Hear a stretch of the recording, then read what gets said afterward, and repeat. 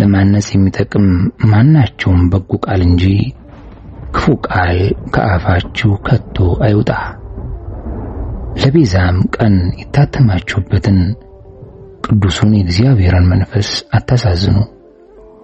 መራርነትና ንዴት፣ ቁጣም፣ ጩኸትም፣ መሳደብም ሁሉ ከክፋት ሁሉ ጋር ከእናንተ ዘንድ ይወገድ። ኤፌሶን 4 ከቁጥር 29 እስከ 31። ውድ ምክረ ቅዱሳን ቤተሰቦች ዛሬ ወደ እናንተ ይዘን የቀረብነው ጩኸትና መሳደብ፣ ቁጣን፣ ከአፍም ክፉ ቃልን ማውጣት፣ በተለይ የስድብ ቃል እንድናወጣ የሚያደርጉን ምክንያቶች ሰፋ ባለመልኩ ወደ እናንተ ይዘን ቀርበናል። ይህ መንፈሳዊ ምክር ለብዙ ወንድሞችና እህቶች እንዲደርስ ላይክ እንዲሁም ሼር በማድረግ ተባበሩ። የምክረ ቅዱሳን ቤተሰብ አባል ካልሆናችሁም ሰብስክራይብ በማድረግ የደወል ምልክቱን በመንካት በየጊዜው የምንለቃቸው መንፈሳዊ ምክሮች ወደ እናንተ እንዲደርስ ተባበሩ። በእግዚአብሔር ስም ጽርፈት ወይም የስድብ ቃል ምን እንደሆነ እናያለን። ወዳጅ ሆይ በመሰረቱ አንደበት የፈጠረልህ ልዑል እግዚአብሔርን ልታመሰግንበት እንጂ ክፉ ተናግረህ ተሳድበህ ሰው ልታስቀይምበት አይደለም። ብርሃነ ዓለም ቅዱስ ጳውሎስ በኤፌሶን መልእክቱ ለሚሰሙት ጸጋን ይሰጥ ዘንድ እንደሚያስፈልግ ለማነጽ የሚጠቅም ማናቸውም በጎ ቃል እንጂ ክፉ ቃል ካፋችሁ ከቶ አይውጣ፣ ለቤዛም ቀን የታተማችሁበትን ቅዱሱን የእግዚአብሔርን መንፈስ አታሳዝኑ። መራርነትና ንዴት፣ ቁጣም፣ ጩኸትም፣ መሳደብም ሁሉ ከክፋት ሁሉ ከእናንተ ዘንድ ይወገድ ብሏል። ምሁራንም እንዲህ ይላሉ፣ መሳደብ ሕሊናን የሚያቆስል ቁስሉ ቶሎ የማይድን አቅም የሌላቸው ሰዎች ዱላ ነው ይላሉ።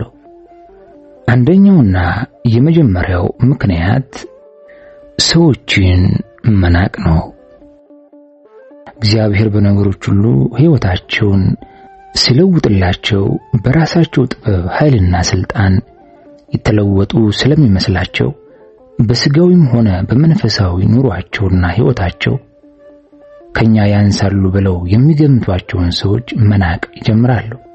በዚህ ብቻ ሳያቆሙ እንደኛ አትሰሩም፣ እኛኮ ደክመን ላባችንን ጠብ አድርገን ነው ያገኘነው በማለት የንቀት ስድባቸውን ያስከትላሉ። አንተ ግን ክርስቲያን እንደመሆንህ በማንኛውም ነገር ራስን ዝቅ አድርግ እንጂ ማንንም በንቀት አትሳደብ እንዲህ የሚል ተጽፏልና። ወንድሙን ጨርቃም የሚለው ሁሉ የሸንጎ ፍርድ ይገባዋል፣ ደንቆሮ የሚለውም ሁሉ የገሃነመ እሳት ፍርድ ይገባዋል ይላል ማቴዎስ 5 ከቁጥር 22። ከገሃነም የሚበልጥ ፍዳ ምን አለ? ስለዚህ ንግግር በጨው እንደተቀመመ በጥበብ ይሁን እንጂ በስድብ እንዳይሆን ተጠንቀቅ። ወዳጄ ዛሬማ ትውልዱ እግዚአብሔር የመረጣቸውንና ያከበራቸውን ሳይቀር በንቀት የስድብ አለንጋውን በመዘርጋት ከእኔ በምን ይበልጣሉ በሚል ዘይቤ እየተጠቀመ ያላቅሙ እየተንጠራራና የመጽሐፍን ቃል ባለማስተዋል የሞት እየሞተ ይገኛል።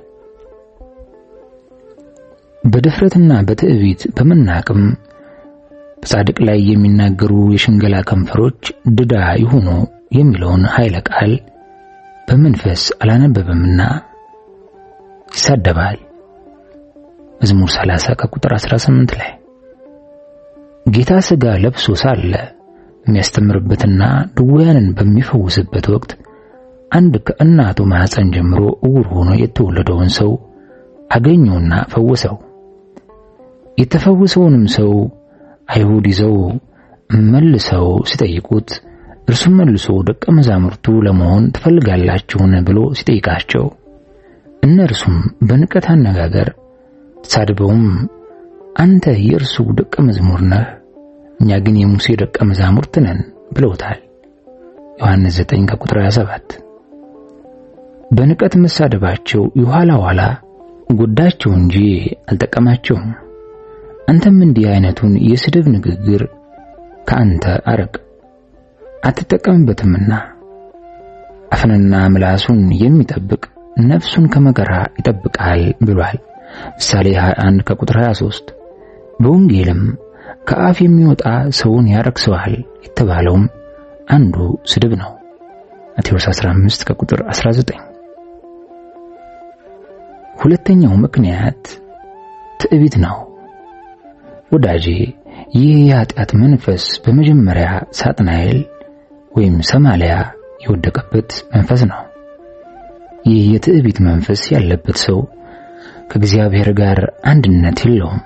ለምን ብትለኝ ከላይ እንደገለጽኩልህ ትዕቢት የዲያብሎስ ሀብት ነውና። ልበ አምላክ ዳዊትም በዓይኑ ትዕቢተኛ የሆነውና ልቡ የሚሳሳው ከእኔ ጋር አይተባበርም፣ ከእኔ ጋር ይኖሩ ዘንድ ዓይኖቼ በምድር ምእመናን ላይ ናቸው፣ በቀና መንገድ የሚሄድ እርሱ ያገለግለኛል፣ ትዕቢትን የሚያደርግ በቤቴ መካከል አይኖርም ብሏል። በሌላው መዝሙር ትዕቢተኞችን ፈጽሞ ይበቀላቸዋል በማለት ዘምሯል። መዝሙር 100 ከቁጥር 5 እስከ 8። እንዲሁም ትዕቢት ለማንም የማይበጅ መሆኑን ተረዳለኝ። በትዕቢት ከሰው አልፈው እግዚአብሔርን የተሳደቡ ነበሩ፣ ነገር ግን አልተጠቀሙም። ከነዚህም አንዱ ሰናክሬም ነው። እግዚአብሔር ሰናክሬምን ንጉሥ ሕዝቅያስን ወቅቶ አሸንፎ ኢየሩሳሌምን እንዲወርና እንዲያጠፋ አመጣው። ከመጣ በኋላ ግን በትዕቢት ታቦተ ጽዮንንና እግዚአብሔርን እንዲህ ማለት ተሳደበ። እግዚአብሔር ኢየሩሳሌምን ከእጄ ያድን ዘንድ ከአገሮቹ አማልክት ሁሉ አገሩን ከእጄ ያዳነ ማን ነው አለ። ሁለተኛ ነገሥት 18 ከቁጥር 18። በዚህ የትዕቢት ንግግሩ ምክንያት እርሱም ሰራዊቱም ጠፉ። በዛችም ሌሊት የእግዚአብሔር መልአክ መጣ፣ ከአሦራውያንም ሰፈር መጥቶ 85,000 ገደለ። ማለዳም በተነሳ ጊዜ እነሆም ሁሉም በድኖች ነበሩ። የአሦር ንጉሥ ሰናክሬም ተነስቶ ሄደ፣ ተመልሶም በነነዌ ተቀመጠ። በአምላኩም በሲድራቅ ቤት ሲሰግድ ልጆቹ አድራማሌክና ሶርሶር በሰይፍ ገደሉት። ሁለተኛ ነገሥት 19 ከቁጥር 35። ወዳጄ ሰናክሬም ብቻ አይደለም፣ ፈርዖንም ጎልያድን፣ ሌሎችም በትዕቢት ሰውንም እግዚአብሔርንም በመሳደብ ወድቀዋል። አንደኛ ሳሙኤል 17 ከቁጥር 41። ዛሬም እነሱን የሚመስሏቸው ሁሉ እየወደቁ ናቸው። ለምሳሌ መናፍቃንን ብንወስድ ትልቁ ውድቀታቸው ከእመቤታችን ጀምሮ እግዚአብሔር የመረጣቸውንና ያከበራቸውን ቅዱሳን በትዕቢት መሳደባቸው ነው። ደፋሮችና ኩሮዎች ሆነው ስልጣን ያላቸውን ሲሳደቡ አይንቀጠቀጡም ይላል ሁለተኛ ጴጥሮስ ምዕራፍ 2 ከቁጥር 10። አንተ ግን በትዕቢት የመሳደብ መርዝ ከውስጥ አውጥተህ ጥለህ ፍጹም ትሕትናን ገንዘብ ልታደርግ ይገባሃል። እንዲህ ይላልና እንዲሁም ጎበዞች ሆይ ለሽማግሌዎች ተገዙ፣ ሁላችሁም እርስ በርሳችሁ እየተዋረዳችሁ ትሕትናን እንደ ልብስ ታጠቁ።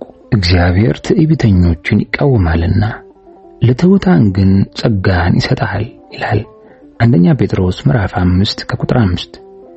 የነቢዩ ሳሙኤል እናት ሐናም አትታበዩ፣ በኩራትም አትናገሩ፣ እግዚአብሔር አዋቂ ነውና እግዚአብሔርም ሥራውን የሚመዝን ነውና ከአፋችሁ የኩራት ነገር አይውጣ ብላለች።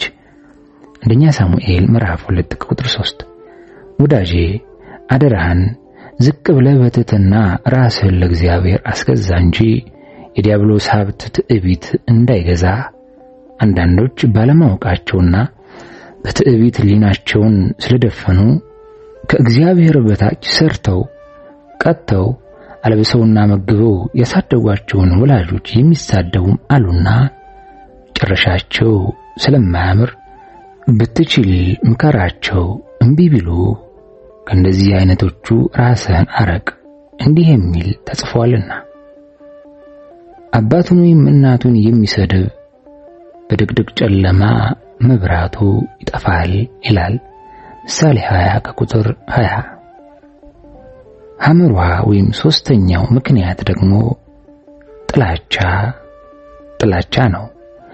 ወዳጄ ጓደኛ ምንም ሳይበድል እንዲሁ ባልተረጋገጠ ጉዳይ ተነሳስተህ ስለጠላው ብቻ ብትሰድበውና እርሱ ግን ቢታገስህ በእግዚአብሔርም ሆነ በሰው ዘንድ የምትወቀስ አንተ ነህ። ልበ አምላክ ዳዊት ልጁ አቤሴሎም በጠላትነት ተነስቶበት ጫማውን አውልቆ እያለቀሰና እየጸለየ ሲሸሽ የሳኦል ወገን የሆነው የጌራ ልጅ ሳሚ ዳዊትን ይጠላው ስለነበር እነሆ አንተ የደም ሰው ነህና በመከራ ተይዘሃል ብሎ ሲረግመውና ሲሰድበው የዳዊት ጋሻ ጃግሬ የነበረው አቢሳ ሄጄ አንገቱን ልቁረጠው ሲል ንጉሥ ዳዊት ግን እግዚአብሔር ዳዊትን ስደበው ብሎ አዞታልና ይስደበኝ፣ ለምንስ እንዲህ ታደርጋለህ የሚለው ማን ነው አለ። በዚህ ትሕትና ትዕግስትን በተላበሰ ንግግሩ ዳዊት ተጠቃሚ ሲሆን ሳሚም እንደበደለ አውቆ በመጨረሻ ንጉሡን ይቅርታ ጠይቋል። ሁለተኛ ሳሙኤል 16 ከቁጥር 5 ከ8። አንተስ እንዲህ በማድረግህ ማለት ወንድምህን በጥላቻ መንፈስ ተነሳስተ መሳደብህ ያስቀየምከውን ጓደኛህን ይቅርታ ጠይቀኸው ታውቃለህ? ጥላቻን ከውስጥህ አውጥተህ ከልብህ ወንድምህን ይቅር በለይ በለው። ከእግዚአብሔርም ከሰውም ይቅርታን ታገኛለህና። ወዳጄ አይሁድ በጥላቻ እየተሳደቡ ሰቅለውም ሞትን ቢፈርዱበት የተጠቀሙት ነገር የለም። በነፍስም በስጋም ከመጎዳት በቀር የተጠቀሙት የለም። የሚያልፉትም ራሳቸውን እየነቀነቁ ይሰድቡት ነበርና ቤተ መቅደስን የምታፈርስ በ3 ቀንም የምትሰራው ራስህን አድን፣ የእግዚአብሔር ልጅስ ከሆንክ ከመስቀሉ ውረድ አሉት ይላል ማቴዎስ 27 ከቁጥር 39። እግዚአብሔር የሚወድህ ወዳጄ የምነግርህን ይህን የሕይወት ቃል ልብ ብለህ ስማኝ። ወንድምህን ስትሰድብ ማንን እንደምትሰድብ አስተውለህ ታውቃለህ? ወንድሙን የሰደበ ልዑል እግዚአብሔርን ሰደበ። እግዚአብሔር አትሳደብ ብሎ ሥርዓት ሰርቷል። ሕጉን ማፍረስ እግዚአብሔርን መስደብ ነውና ሕንፃውን መንቀፍ አናጺውን መንቀፍ እንደሆነ ፍጥሩን መንቀፍ አላዋቂ ፍጥረት ፈጠረ ብሎ ፈጣሪውን መንቀፍ ነውና። ይህ ብቻም አይደለም፣ ነፍስ የእግዚአብሔር አርአያ ናትና ወንድሙን የሰደበ እግዚአብሔርን ሰደበ ይላልና። እንዲሁም ከእግዚአብሔር እንዳትጣላ ወንድምህን በጥላቻ ተነሳስተህ አትሳደብ። አራተኛው በቅናት ምክንያት። ወዳጄ ይህን የቅናት መንፈስ የሚወልደው የዲያብሎስ ልጅ የሆነው ስንፍና ነው። የሰው ልጅ በስንፍና ተይዞ እርሱ መስራት ሲያቅተው በሚሰራው ወንድሙ ላይ ይቀናል። ቅናት ወንድምህን እንድትገድልና አንተም በስጋም በነፍስም እንድትሞት የሚያደርግ ክፉ ደዌ ነው። ከዲያብሎስና ከቃየል ጀምሮ ኋላም በነቢያት በነገሥታት በዘመነ ስጋዌ ጌታ ሰው ሆኖ በሚያስተምርበት ወቅትና በሐዋርያትም ዘመን ዛሬም ባለንበት ዘመን ቢሆን ይህ ሰይጣናዊ የቅናት መንፈስ በሰዎች ልቦና እያደረ የሚወድቁትን ሲጥል የጸኑትን ሲያስገድል የኖረ መንፈስ ነው። በመጽሐፍ እንዲህ ተብሎ ተጽፏል፣ ሰነፎች ሰዎችን ቅናት ያዛቸው። ኢሳይያስ 26 ከቁጥር 11 እስከ 12። ወዳጄ ሆይ ይህ የቅናት መንፈስ ለእውነት የቀኑ አስመስሎ የእውነት ካባ ለብሶ የሚመጣበት ጊዜ አለ። ለምሳሌ አይሁድ ጌታን ሲጠሉት የነበሩ ለሀገራችን ሰላም፣ ለሕዝባችን መልካም ኑሮና ለኦሪት ሕግጋት መጠበቅ ቀንተን ነው ብለው ያወሩ ነበር።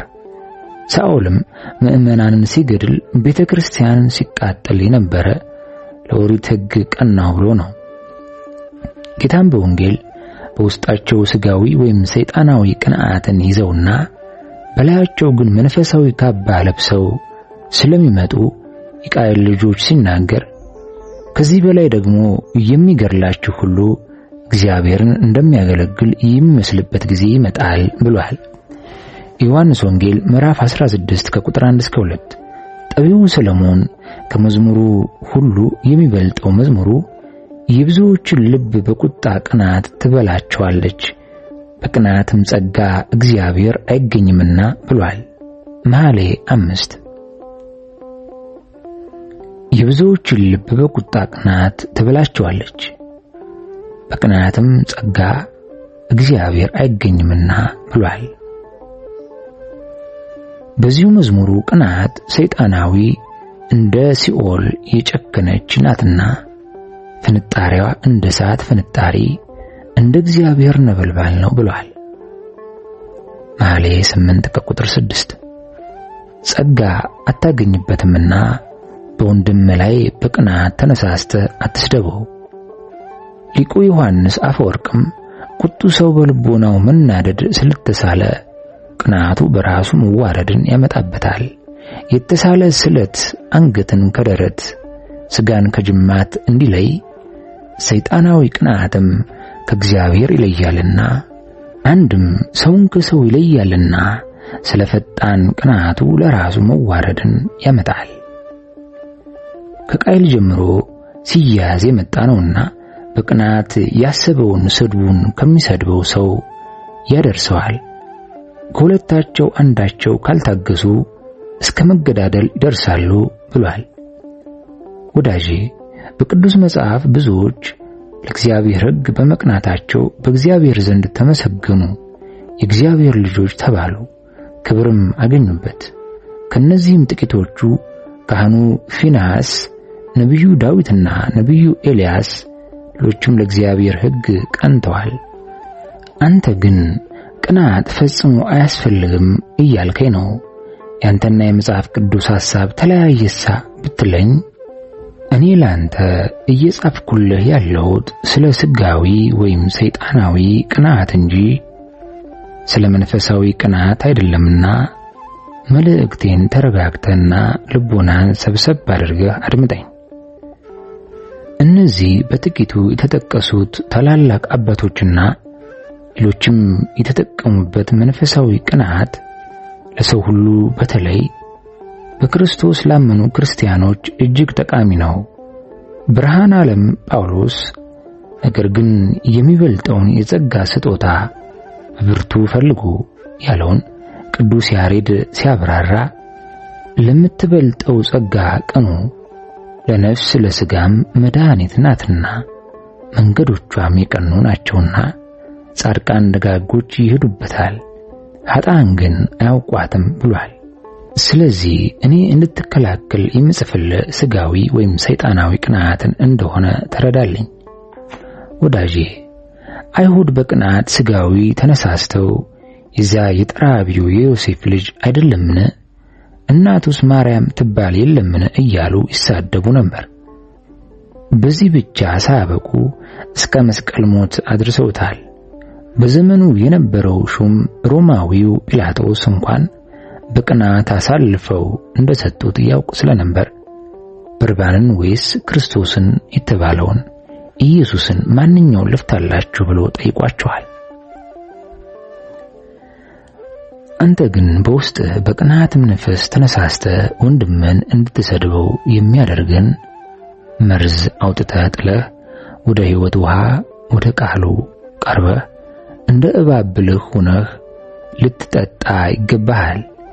የእባብ ብልህነቱ እንዴት ነው ቢሉ ውሃ ሲጠጣ ወደ ወንዝ ሲሄድ መርዙን ከአፉ አጥቶ ከአለት ስር አስቀምጦ ውሃውን ይጠጣል። መርዙን ማስቀመጡ ከውሃው ጋር ገብቶ ራሱን እንዳያጠፋው ነው። አንተም በቅናት እንድትሳደብ የሚያደርግህን መንፈስ ከአፍህ አውጥተህ አንተ አለት ነህ በተባለው በእግዚአብሔር አገልጋይ በካህኑ ፊት ንስሐን ተናግረህ የታዘዝከውን ፈጽመህ ወደ ቤተ ክርስቲያን ምስጢራት ልትቀርብ ይገባሃል። ወዳጄ በቅናት ተነሳስቶ መሳደብ ለማንም አይጠቅምምና በወንድምህ ላይ አትቅና፣ ለሱ የተሰጠው መንፈሳዊም ሆነ ስጋዊ ጸጋ ለአንተ አይሆንምና በከንቱ አትድከም።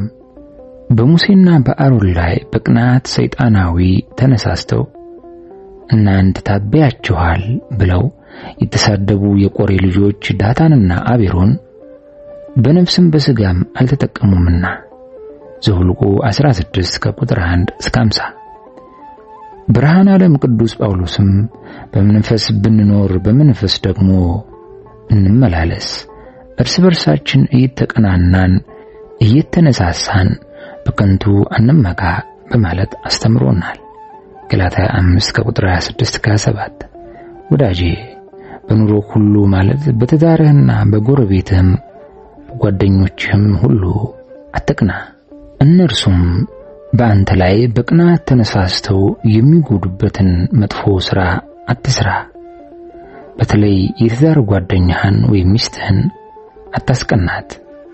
እንዲህ ተጽፏልና ክፉ ትምህርት እንዳትማርብህ ባጠገብህ የምትተኛ ሚስትህን አታስቀናት ይላል ሲራክ 9 ከቁጥር 1። እርሷም ባሏን ማስቀናት የለባትም። ወዳጄ በዚህ ዓለም ላይ ታላቁ ቀናተኛና ተሳዳቢ የጽድቅ ጠላት የእውነት እንቅፋት ዲያብሎስ ነው። እርሱም የእግዚአብሔርን ሕግ የሚጠብቁትን ሰዎች የባህሪው በሆነው ቅናት ተነሳስቶ ይሳደባል። የሚሰድበውም ለእርሱ የክፋት ሥራ መጠቀሚያ አድርጎ ባዘጋጀው ሰዎች አንደበት ነው። ከነዚህም የዲያብሎስ ጉዳይ አስፈላጊዎች ዋነኞቹ መናፍቃን ናቸው። ሊቀ ሐዋርያት ቅዱስ ጴጥሮስ ደፋሮችና ክሩዎች ሆነው ስልጣን ያላቸውን ሲሳደቡ አይንቀጠቀጡም ይለናል። ደፋሮችና ኩሩዎች ሆነው ስልጣን ያላቸውን ሲሳደቡ አይንቀጠቀጡም ያለው ተናጋሪዎቹ የተለያዩ ቢሆኑም ምስጢር ገላጩ አንደበት ከፋቹ መንፈስ ቅዱስ አንድ ስለሆነ ሐዋርያው ይሁዳ እንዲሁም እነዚህ ሰዎች ደግሞ እያለሙ ስጋቸውን ያረክሳሉ፣ ጌትነትንም ይጥላሉ፣ ስልጣን ያላቸውንም ይሳደባሉ ብሏል። ሁለተኛ ጴጥሮስ ምዕራፍ 2 ከቁጥር 11። እግዚአብሔር ያከበራቸውን ለማለት ነው። ምክንያቱም እግዚአብሔር የመረጣቸውን ማን ይከሳቸዋል ይላልና ሮሜ 8 ከቁጥር 33። እግዚአብሔር ሰውን ይልቁንም አስቀድሞ የወሰናቸውን የወደዳቸውን የጠራቸውን ያጸደቃቸውንና ያከበራቸውን ሰደባችሁልኝ ብሎ አያመሰግንምና ልንጠነቀቅ ያስፈልጋል። ሌላው ምክንያት ንፍገት ነው። ንፍገት ወዳጄ በዚህ የስድብ መንፈስ ተነሳስተው የሚሳደቡ ሰዎች ላለመስጠት ሲፈልጉ ነው። አንተ ግን ካለ ስጥ፣ ከሌለ እግዚአብሔር ይስጥህ፣ ካለበት ያድርስህ በለው እንጂ ክፉ ቃል አትናገር። መጽሐፍ እንዲህ ይላል፣ ልጄ በምጽዋት መካከል ገንዘብ አታግባ፣ በምትሰጠውም ሁሉ ክፉ ነገር አትናገር። ዝናብና ዋዕይ እንደሚያቀዘቅዘው እንዲሁ ክፉ ነገር ተናግሮ ከመስጠት በጎ ነገር ተናግሮ መንሳት ይሻላልና። በምትሰጠው ሁሉ ክፉ ነገርን አትናገር፣ ነገር ግን ሁለቱም ሁሉ በደግ ሰው ዘንድ ይገኛሉ። ንፉግ ሰው ልቦናውን ቅር እያለው ይሰጣል ይላል ሲራክ 18 ከቁጥር 14 እስከ 16።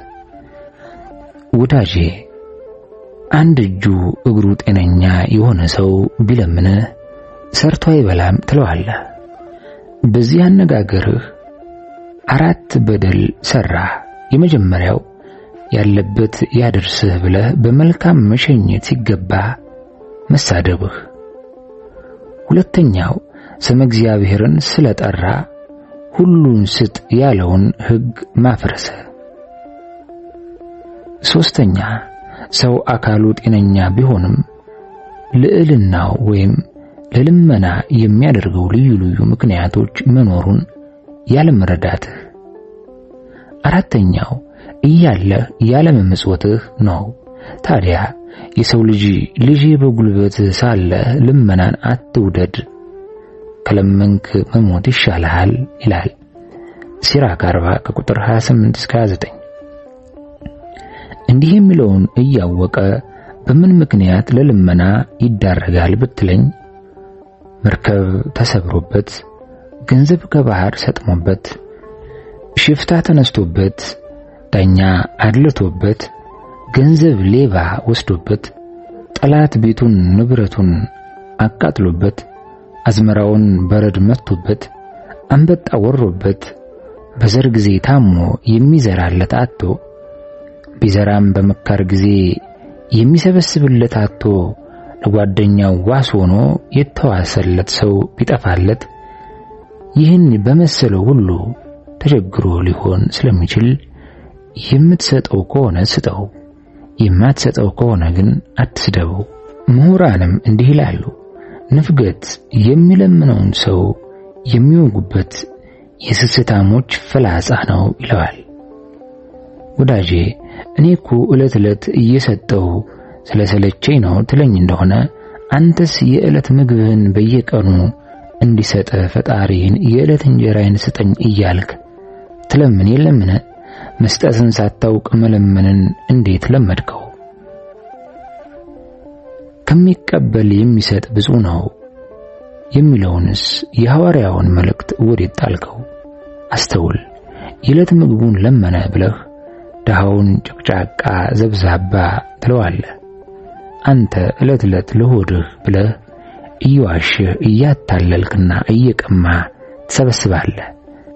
ለመሆኑ ለምን አታገናዝብም? እያለህ አለመስጠት ደግሞ ምቀኝነት ነውና፣ ይኸውም እኔ ያገኘሁትን እርሱ ለምን ያገኛል ማለት ነውና። ወዳጄ ይህ ሰው ኃጢአተኛ ነው። የለመነውን ገንዘብ አጠራቅሞ በአራጣ እያበደረ ለምን እሰጠዋለሁ ትለኝ እንደሆነ፣ ይህንን መመርመር ትተህ የለመነን ስጠው ብዬ እመልስልሃለሁ።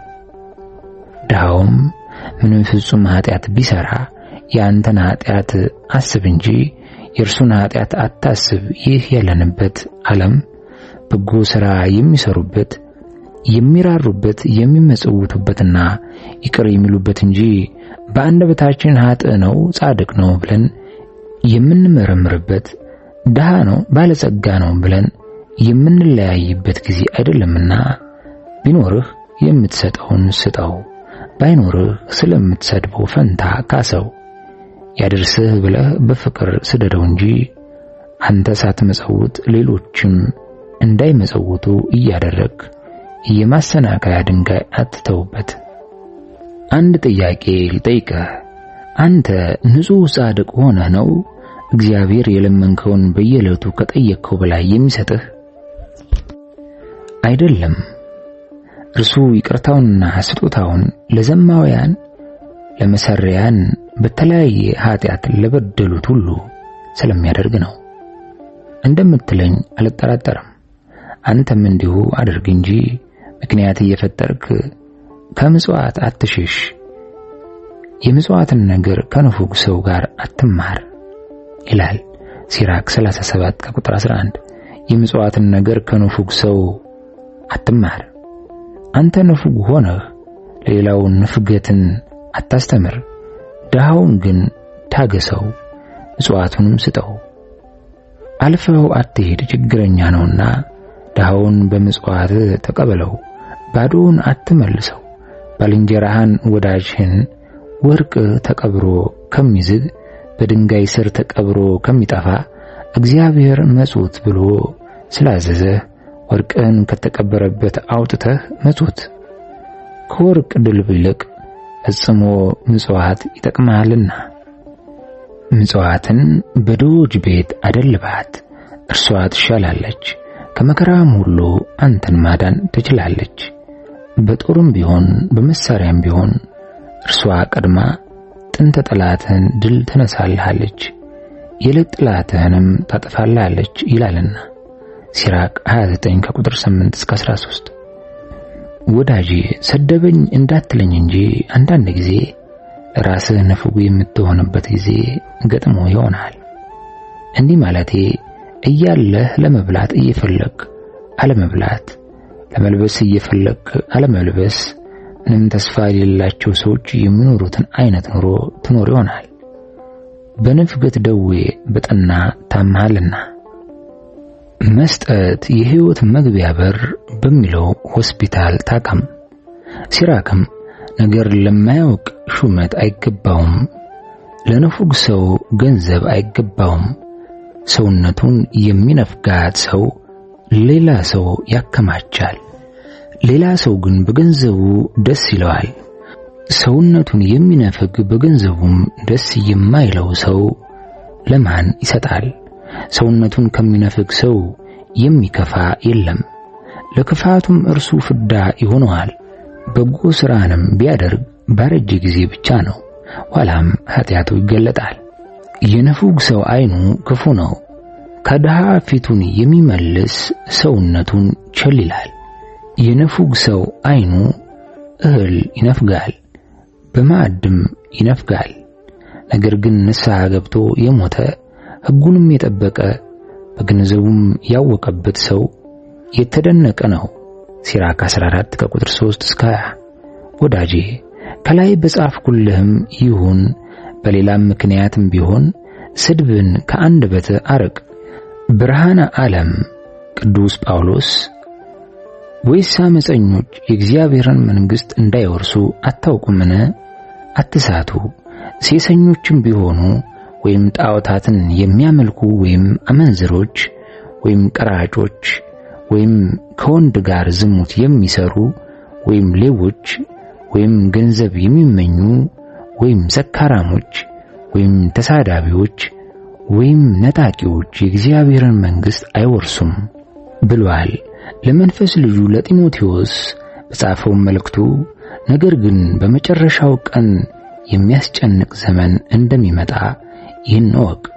ሰዎች ራሳቸውን የሚወዱ ይሆናሉና፣ ገንዘብን የሚወዱ፣ ትምክህተኞች፣ ትዕቢተኞች፣ ተሳዳቢዎች፣ ለወላጆቻቸው የማይታዘዙ በማለት አስጠንቅቆናል።